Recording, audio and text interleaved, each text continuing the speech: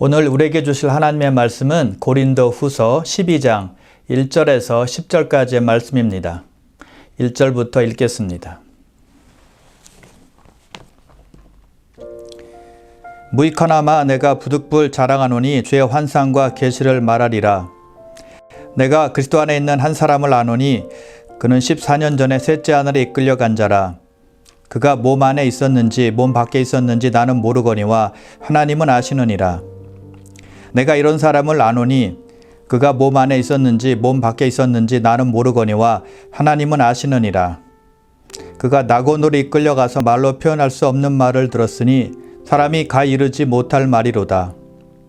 내가 이런 사람을 위하여 자랑하겠으나 나를 위하여는 약한 것들 외에 자랑하지 아니하리라. 내가 만일 자랑하고자 하여도 어리석은 자가 되지 아니할 것은 내가 참말을 함이라.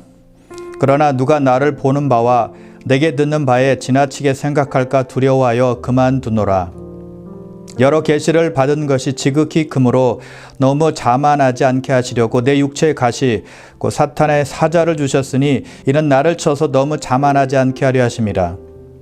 이것이 내게서 떠나가게 하기 위하여 내가 3번 주께 간구하였더니 나에게 이르시기를 내 은혜가 내게 족하도다. 이는 내 능력이 약한 데서 온전해짐이라 하신지라. 그러므로 도리어 크게 기뻐함으로 나 여러 약한 것들에 대하여 자랑하리니 이는 그리스도의 능력이 내게 머물게 하려 함이라.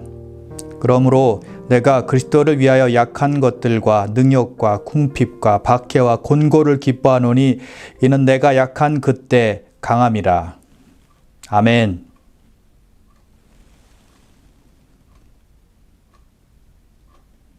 하나님께서 제일 미워하시는 것이 무엇이라고 생각하십니까? 교만이라고 볼 수 있습니다. 성경에 보면 교만을 경고하는 말씀들이 많이 나오는데요. 잠언 6장에 보면 하나님께서 싫어하시는 죄가 여러 가지가 있는데 그 중에 첫 번째가 교만한 눈이라고 말씀했습니다. 그만큼 하나님께서는 교만을 악하게 보시는 것입니다. 성경에 보면 하나님께서 교만한 자를 물리치신다, 대적하신다라고 말씀하고 있고요. 교만은 패망의 선봉이다라고 말씀하고 있습니다. 또한 말세에 일어난 현상 중에 하나는 사람들의 교만이다라고 성경은 지적하고 있습니다. 말세가 되면 될수록 사람들은 교만 방자해주고 오만불선하게 된다라는 것입니다. 다윗은 그의 통치 말기에 인구조사를 하게 되었는데 그의 교만함 때문이었습니다. 그의 재임 기간 동안에 이스라엘이 얼마나 발전했는지 성장했는지를 보기 위함이었습니다. 인구조사를 통해서 자신의 공로를 인정받기 위함이었고 스스로 만족하기 위함이었습니다. 자기가 잘해서 이스라엘이 든든히 선 것처럼 생각을 했던 거예요. 하나님께서는 그 다윗의 교만을 기뻐하지 않았습니다. 그래서 큰 벌을 그에게 내리셨던 것을 우리는 성경을 통해서 잘 알고 있습니다. 하나님께서 그만큼 교만을 싫어하시고 악하게 보는 것입니다. 우리 예수 믿는 자들, 하나님의 자녀들이 조심해야 될 것이 바로 교만이라는 것입니다. 우리는 내가 조금 잘 되면 내가 잘해서 내 실력 때문에 또는 내 힘과 능력으로 이루었다라고 생각합니다. 나의 나된 것은 하나님의 은혜가 아니라 나의 실력으로 된 것이다라고 생각을 하는 것입니다. 그러면 하나님은 사라지고 나만 보이는 것이죠. 그러면 하나님 의지하지 않고 나를 의지하고 내 생각 의지하고 내 뜻대로 살아가는 인생이 되는 것입니다. 그러면 겸손으로 시작했다가 교만으로 끝나는 인생이 될 수 있는 것입니다. 그래서 교만이 무서운 거예요. 하나님께서 가장 싫어하는 죄라고 볼 수가 있는 것이죠. 교만하면 넘어질 수밖에 없거든요. 교만해서는 신앙생활을 제대로 할 수가 없는 거거든요. 오늘 본문에 보면 하나님께서 바울에게 육체의 가시를 주셨는데 이유는 바울이 교만해질까 봐서였습니다. 왜 가시를 주셨는지 또 그 의미는 무엇인지 알아보도록 하겠습니다. 바울이 특별하고 놀라운 경험을 하게 되었는데 바울이 환상을 통해서 셋째 하늘에 끌려 올라가서 보고 오는 경험을 하게 됩니다. 아주 신비한 경험이었어요. 여러분, 그런 경험은 아무나 할 수 있는 경험이 아닙니다. 천국을 보고 왔으니 얼마나 신났겠으며 얼마나 행복했겠습니까? 벅찬 감동이 있었을 거예요. 꿈에서 잠깐 보고 오는 정도가 아니라 하나님께서 환상을 보여주셔서 그를 직접 이끄셔서 천국을 보여주신 겁니다. 아주 생생하게 본 겁니다. 바울은 남이 보지 못한 것을 본 것이고 남이 듣지 못한 것을 듣고 온 것이고 남이 알지 못하는 것을 알게 된 겁니다. 엄청난 일을 경험했다는 것입니다. 그래서 4절에 보니까 이렇게 말하죠. 그가 낙원으로 이끌려가서 말로 표현할 수 없는 말을 들었으니 사람이 가히 이르지 못할 말이로다. 낙원에 가서 그냥 보고 온 것만이 아니었다는 것입니다. 사람이 말로 표현할 수 없는 말을 들었대요. 누구에게도 말할 수 없는 말을 듣고 온 것입니다. 천국에 가서 하나님을 만나고 하나님으로부터 음성을 듣고 온 것입니다. 보통 사람은 상상할 수도 없고 경험할 수도 없는 그러한 경험을 하고 온 것입니다.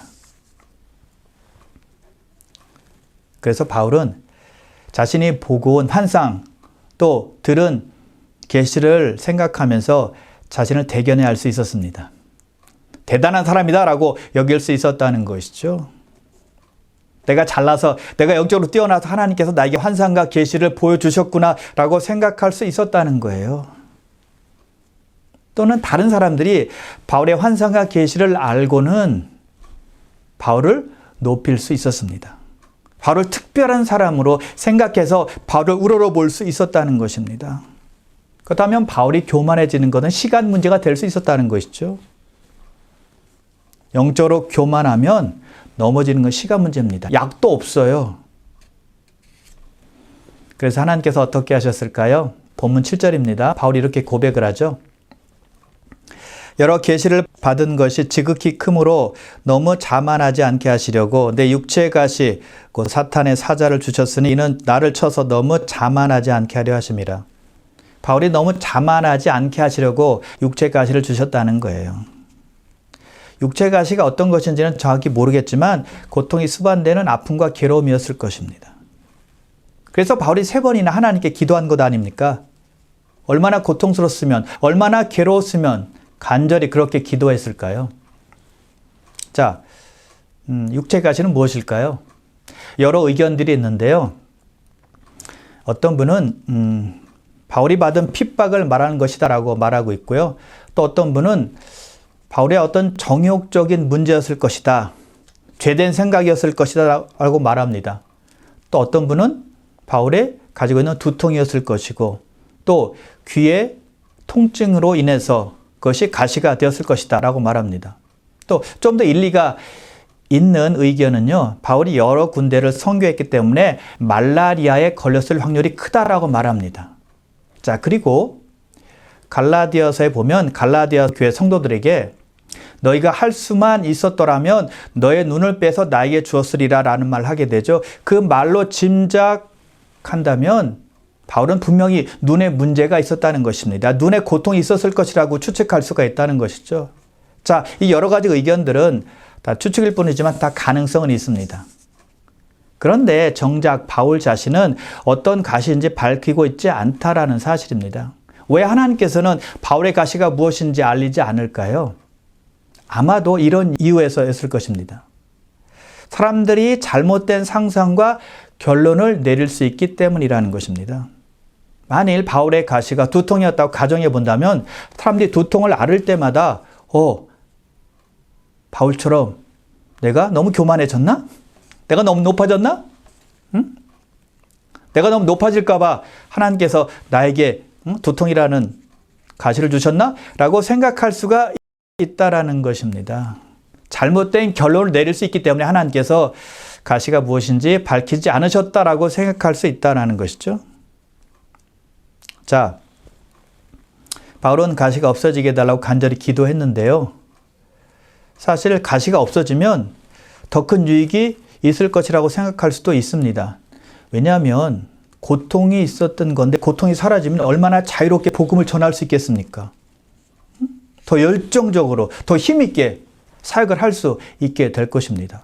그리고 다른 사람이 볼 때 바울이 하나님의 영광을 위해서 사역하니까 하나님께서 고쳐주셨다라고 생각할 것 아닙니까? 그럼 하나님께 또 영광을 돌릴 수 있는 계기가 될 수 있는 거잖아요. 근데 하나님께서는 바울의 가시를 제거해 주시지 않았다는 것입니다. 하나님은 바울이 가시를 품고 복음 사역을 하길 원하셨던 거예요. 자, 본문을 통해서 우리가 느낄 수 있는 것은 하나님은 우리가 가지고 있는 모든 문제들을 다 제거하시지는 않는다는 것입니다. 어떤 문제는 남겨두실 때가 있다는 거예요. 이유는 사람들로 하여금 교만에 빠지지 않고 겸손하게 하나님을 계속 의지하도록 하기 위함일 것입니다. 하나님의 은혜를 계속 붙들도록 하기 위함이라는 것이죠. 하나님과의 관계의 끈을 놓지 말라는 의미에서 가시를 계속 주실 수 있다는 것입니다. 보통 우리는 이렇게 생각합니다.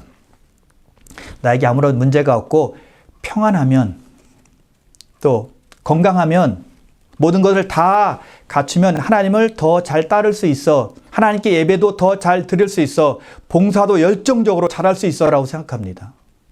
좋은 환경과 상황이 있으면 하나님을 더 잘 섬길 것이라고 생각하는 것입니다. 최상의 컨디션일 때 나는 최고의 베스트의 열정을 가지고 하나님을 사랑하고 섬길 수 있어 라고 생각한다는 것입니다. 그럼 정말 그럴까요? 지금 나에게 어떤 문제도 없고 평온합니다. 행복합니다. 내 뜻대로 모든 것이 잘 굴러갑니다. 그래도 하나님만 의지할 수 있을까요? 하나님 말씀만 따를 수 있을까요? 쉽지 않은 일입니다. 사람은 너무 행복하고 평안하면 딴 생각을 하게 되어 있거든요. 다른 것을 찾게 되어 있다는 것입니다. 세상 재미와 흥미로운 것에 눈을 돌리는 것입니다. 세상 즐거움을 찾게 된다는 것입니다. 사사기에 나온 이스라엘 백성들이 그랬습니다. 전쟁이 없고 평안함이 임했습니다. 그렇다면 그곳까지 인도하신, 가나안 땅까지 인도하신 하나님의 은혜를 생각하며 하나님을 잘 섬겨야 옳은 일 아닙니까? 그런데 그들에게 안정이 오자 다른 곳에 눈을 돌린 겁니다. 그 땅에 사는 사람들이 섬겼던 신이 좋아 보였던 겁니다. 우상 숭배의 죄를 짓게 된 겁니다. 처음에 정복 전쟁할 때는 하나님 말씀 잘 따랐습니다. 그러나 다 정복하고 나자 안정이 되고 평안이 임하자 그때 그 땅 주민들이 섬기는 바알을 섬기게 되었고 아스다로 신 같은 토속신을 섬기게 되었다는 것입니다. 타락하게 된 것입니다. 전쟁이 있을 때가 아니었습니다. 위험할 때가 아니었다는 것이죠. 평안할 때였습니다. 문제가 있을 때가 아니라 문제가 없을 때 다른 것에 눈을 돌리며 세상 신을 찾으며 죄를 지은 것입니다. 그때 신앙이 와르르 무너진 거예요.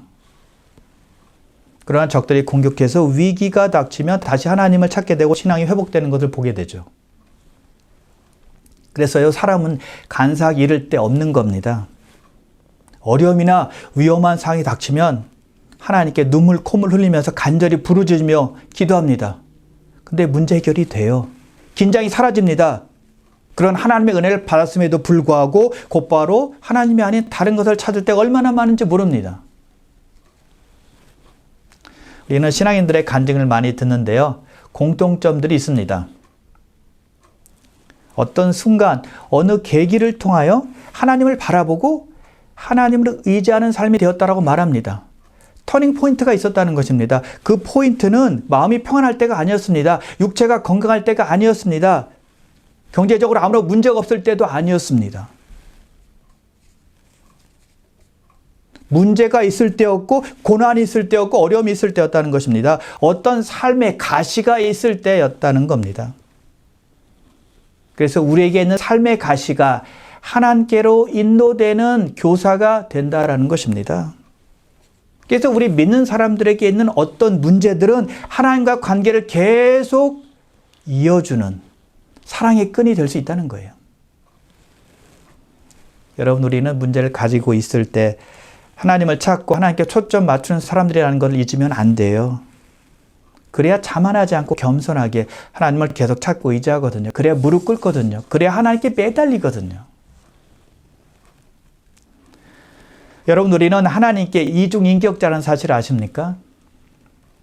문제가 있을 때는 겸손하게 하나님을 찾습니다. 하나님을 바라보며 하나님 없이는 안 된다고 하나님께 간절히 기도합니다. 근데 문제가 해결되면 언제 그랬느냐는 듯이 우리 신앙이 나태해지죠. 그리고 교만해집니다. 내 마음대로 사는 거예요. 내 뜻대로 사는 것입니다. 내 생각대로, 내 의지대로 사는 것이죠. 그리고 세상 재미에 눈도 돌리는 것이고요. 하나님께서는 그런 우리를 너무나 잘 아신다는 겁니다. 그런 연유로 하나님께서는 모든 문제를 다 제거하시지는 않는 것 같아요. 어떤 문제는 그냥 남겨두시는 거예요. 아니면 어떤 문제가 해결이 되면 다른 문제가 또 찾아오는 것이죠. 완전히 문제를 없애시지는 않는다는 겁니다. 왜요? 하나님을 의탁하라는 것이죠. 하나님의 은혜를 잊지 말라는 겁니다. 하나님 멀리하지 말라는 거예요. 그래서 우리에게 문제를 허락하시는 것은 축복이 될 수 있다는 것입니다. 우리로 하여금 넘어지지 않게 하시려는 하나님의 뜻이라는 것이죠. 그래서 우리에게 있는 어떤 문제들은, 즉 삶의 가시는 우리에게 저주가 아니라 하나님의 은혜로 주시는 축복이라고 생각해야 돼요. 물론 문제 자체는 축복이 아니죠. 문제를 좋아할 사람이 어디 있겠습니까? 문제가 생기면 스트레스 받고 괴롭고 힘든 일이잖아요. 그러나 그 문제가 하나님께로 나아가는 길이 된다면 그것이 축복이라는 거예요. 그래서 시편 기자는 고난이 나에게 유익이다라고 말하잖아요. 고난이 올 때 아픔이 있고 슬프고 괴로운 일이지만 그 고난이 하나님과 교제하게 만들고 하나님을 찾게 만들고 하나님과의 관계가 회복이 되기 때문에 고난이 유익이다라고 말한 거예요. 자, 바울은 3번 기도했는데요. 그 3번 기도를 우리가 이렇게 한번 생각해 볼 수도 있겠습니다. 아니, 한 번 기도하고 하나님께서 응답해 주실 것을 믿으면 되지 왜 2번, 3번 기도했을까? 믿음 없는 행위가 아닐까라고 생각할 수도 있다는 것이죠. 근데 그런 것은 아닙니다. 예수님께서 겟세마네 동산에서 하나님 아버지께 기도하실 때 3번 기도하셨습니다. 똑같은 기도를 3번 하신 거예요. 그리고 누가복음 18장에 보면 예수님께서 악한 재판관의 비유를 주시는데 그 비유의 요지는 낙심하지 말고 계속해서 믿고 간구하라는 뜻입니다. 그리고 주님께서 말씀하시죠. 구하라, 찾으라, 문을 두드리라. 구하면 구하게 될 것이고 찾으면 찾게 될 것이고 문을 두드리면 열리게 된다라는 것입니다. 낙심하지 말고 끈질기게 하나님 의지해서 믿음 잃지 말고 기도하라는 것이죠. 그래서 반복되는 기도가 문제가 아니라 주문을 외우는 것처럼 입에서 중얼중얼하는 중언부언이 문제라는 것이죠. 여러분, 주님께서 우리가 한 번 기도했다고 해서 듣지 못하는 것이 아닙니다. 다 들으시지만 우리가 얼마나 예수님을 믿고 끝까지 의지하고 응답하실 것을 신뢰하고 기도하는지를 보신다는 것입니다. 그래서 오늘 본문에 보면 바울이 3번 기도했을 때 응답이 왔다라고 말씀하고 있는 것입니다. 숫자가 중요한 것은 아닙니다. 그러나 끝까지 믿음 잃지 않고 하나님을 의지하고 기도하는 자가 중요하다는 것이죠. 그렇게 기도하자 예수님께서 바울에게 응답을 해 주십니다. 9절인데요. 내 은혜가 내게 족하도다. 이는 내 능력이 약한 데서 온전해짐이라. 주님의 응답은 내 은혜가 내게 족하도다라는 말씀이었습니다.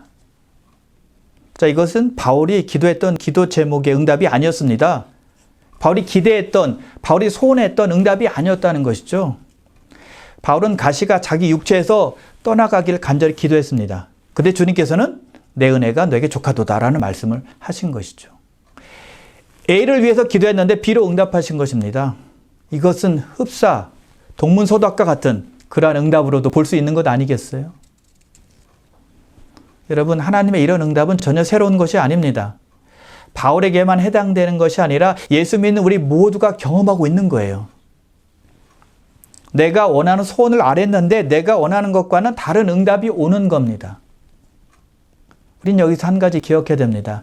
내가 하나님께 기도할 때 하나님은 하나님의 뜻대로 응답하신다는 것입니다. 언제 응답하시는 것도 하나님께서 하나님의 뜻대로 정하시는 것입니다. 어떤 방법으로 역사하실까? 하나님의 뜻대로 하나님께서 결정하시는 거예요. 그리고 내가 원하는 것과 정반대로 역사하시고 응답하실 때도 있다는 사실을 알아야 된다는 것이죠. 그걸 믿고 따라가야 돼요. 하나님께는 2가지 응답이 있으셨을 거라고 생각합니다. 하나는 바울의 소원대로 육체에서 가시를 제거해 주는 것입니다. 또 다른 한 가지는 가시를 이길 수 있는 능력을 주시는 것입니다. 그런데 하나님께서는 후자로 응답하신 것입니다. 가시를 제거하는 대신에 가시를 그대로 바울의 육체에 두시지만 바울과 함께 하시겠다고, 바울을 지켜주시고 바울을 돌보시고 바울을 보호하시겠다는 약속을 주신 것입니다. 내 은혜가 내게 족하도다 라고 말씀하신 거예요. 아주 예수님의 진한 사랑의 표현입니다. 자, 누구의 은혜가 족하다고요? 예수님의 은혜입니다. 자, 예수님이 우리에게 사랑과 은혜를 베풀어 주실 때 부족함이 있었나요? 모든 것을 다 내어주실 정도로 완벽했습니다. 모자라지 않았습니다. 부족하지 않았습니다. 충분했습니다. 좋겠다는 것이죠. 물과 피를 다 쏟으시며 사랑과 은혜를 부어주신 거잖아요. 예수님의 은혜와 사랑은 부족함이 없다, 모자람이 없다라는 것입니다. 이미 예수님은 육체의 가시를 받으셨어요. 십자가의 고통보다 더 큰 가시가 있나요? 없죠. 그래서 예수님께서는 우리의 아픔을 아시고 우리를 공감하시는 것입니다. 그래서 말씀하세요. 내 은혜가 내게 족하도다. 우리의 교만이나 자만 때문에 우리에게 가시를 허락하시지만 우리를 사랑하시기 때문에 이길 힘도 함께 주시는 것입니다. 그리고 예수님의 족한 은혜는 현재입니다. 미래가 아니고 나중이 아니고 내일이 아니고 바로 지금입니다. 우리는 어려운 가시 같은 일을 당할 때 꼭 이렇게 생각을 합니다. 전에 하나님의 은혜가 내게 넘쳤어. 맞아. 그리고 앞으로도 하나님께서 그런 은혜를 내려주실 것 같아. 그러나 지금은 아니야. 라고 생각한다는 것이죠. 그런데 주님은 우리에게 말씀하세요. 지금 내 은혜가 너에게 족하다. 나중이 아니라는 것입니다. 지금 주님의 은혜가 우리와 함께 하신다는 것입니다. 내일이 아닙니다.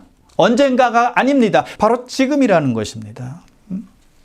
그걸 믿는 믿음이 진짜 믿음이요, 살아있는 믿음이요, 그리고 참 믿음이라고 생각해요. 왜요? 주님께서 지금 은혜를 주신다고 말씀하고 있는 것을 믿는 거니까요. 우리 모두는 하나님께서 과거에 나에게 역사하시고 하나님의 은혜를 부어주셨어 라는 것을 믿습니다. 또 미래에도 하나님께서 과거에 부어주셨던 것처럼 나에게 은혜를 베풀어 주실 거야 라는 것도 믿고 삽니다. 그런데 지금 괴로움의 가시, 힘든 가시, 어려움의 가시가 내 삶 속에서 임하고 있을 때, 그때도 정말 하나님의 은혜가 나에게 넘치고 있어, 하나님의 은혜는 나에게 충분해 라고 믿고 있느냐는 거예요. 근데 믿어야 됩니다. 왜냐하면 내 은혜가 내게 족하도다 라는 말씀은 현재이기 때문에 그렇습니다. 그리고 주님의 은혜는 나에게 족하다는 사실입니다. 바울에게만 족한 것이 아니라 저와 여러분들에게도 족한 거예요. 혹시 여러분들 중에 힘든 가시로 고생하고 있는 분이 있습니까? 그래서 하나님께 간구하고 있는 분이 있습니까? 그렇다면 기억하십시오. 그 가시는 하나님의 은혜의 컨트롤 안에 있다는 것을 기억하시고 믿으셔야만 합니다. 그리고 하나님의 은혜는 그 가시를 덮고도 남는 충분한 족한 은혜인 것을 또한 믿으셔야 한다는 것입니다. 왜냐하면 주님의 은혜는 저와 여러분들을 위한 은혜이기 때문에 그렇습니다. 주님께서 내 은혜가 내게 족하도다 라고 말씀하시고 나서 이는 내 능력이 약한 데서 온전하짐이라 라고 말씀하세요. 우리가 약함을 할 때 주님의 능력이 나타나게 된다는 것입니다. 내가 약할 때 주님께서 강하게 되고 내가 강할 때 주님께서는 약하게 된다라는 거예요. 우리 주님은 항상 강하시지만 내가 강하면 강함을 나타낼 수가 없다는 겁니다. 그러나 내가 약함을 인정하고 주님을 붙들면 강하심을 드러낸다는 것이죠. 바울은 그것을 알고 깨닫고 믿은 것입니다. 그래서 주의 말씀을 듣자 크게 기뻐합니다. 내가 나의 여러 약함을 자랑하리라 라고 말합니다. 자신의 부족함, 자신의 약함을 그대로 시인하고 인정한 것이죠. 그런데 여러분, 바울이 정말 약한 사람일까요? 1차, 2차, 3차 전도행하면서 바로 많은 핍박을 겪었습니다. 그런데도 그때 복음을 전하는 것을 절대 포기하지 않은 사람이에요. 선교 여행할 때 배를 타고 가다가 배가 파손됐죠? 또 매를 맞고 투옥당했죠? 그럼에도 불구하고 말씀 전하는 것, 낮은 자에게나 높은 자에게나 말씀 전하는 걸 절대 멈추지 않았다는 것입니다. 그리고 많은 교회를 개척했습니다. 그리고 사람들을 훈련시켜서 지도자로 세웠습니다. 그는 결코 약한 사람이 아니었다는 것입니다. 그의 삶을 보면, 그의 성취하는 모습을 보면 그는 강인한 사람이었어요. 그가 원래부터 강인한 사람이었나요? 아니에요. 그를 강하게 만든 이유가 있습니다. 10절 끝에 보십시오. 내가 약한 그때 강함이라. 자신의 약함을 그대로 인정하고 하나님의 은혜를 구했기 때문이라는 것입니다. 약함에서 능력이 나온 겁니다. 나의 약함을 고백하고 하나님을 붙들 때 하나님의 역사를 보게 되는 것입니다. 그래서 우리는 이렇게 고백해야 돼요. 나는 약하지만 하나님은 강하십니다. 나는 부족하지만 하나님은 능력이 많으십니다. 라는 고백이 늘 있어야 된다는 것이죠. 하나님은 바울에게 가시를 주셨습니다. 근데 바울은 그 가시 때문에 패배자가 되었나요? 그 가시로 인해서 절망하고 포기하는 사람이 되었나요? 아닙니다. 오히려 크게 기뻐했습니다. 나의 여러 약함을 자랑하리라 라고 선언까지 했다는 것입니다.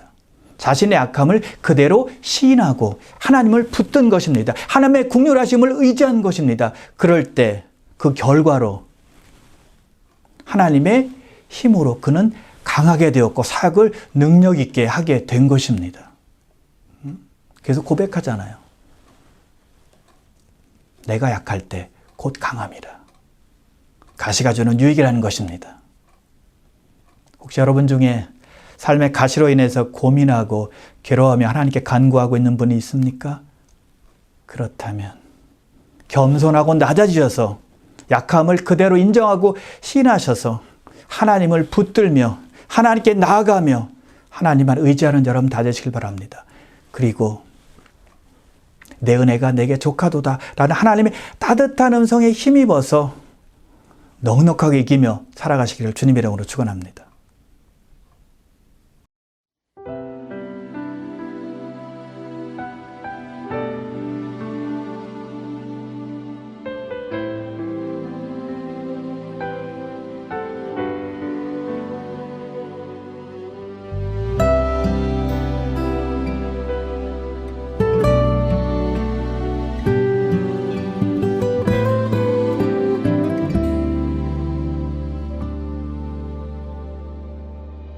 그네가 내게 족하네.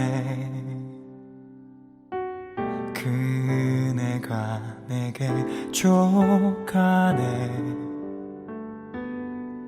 내 아버지께서 주신 그은혜, 그네가 내게 족하네. 족하네. 그네가 내게 족하네. 내 아버지께서 주신 그은혜, 그네가 내게 족하네. 만유보다 더 크신 주님 손 안에서 내 영혼 만족합니다. 감당 못할 이 죄인 품어주시는 그네로도 충분합니다.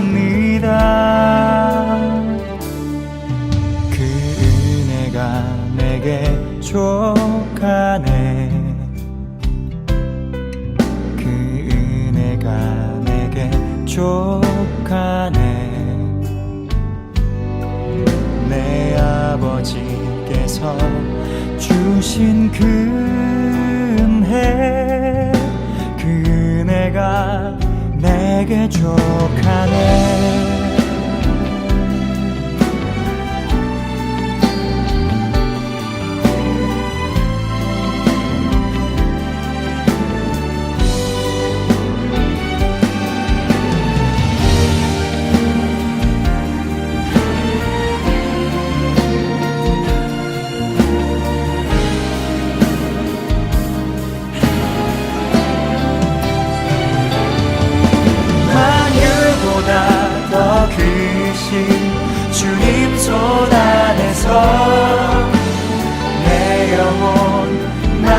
족합니다. 감당 못할 이 죄인 품어주시는 그 은혜로도 충분합니다. 그 은혜가 내게 족하네.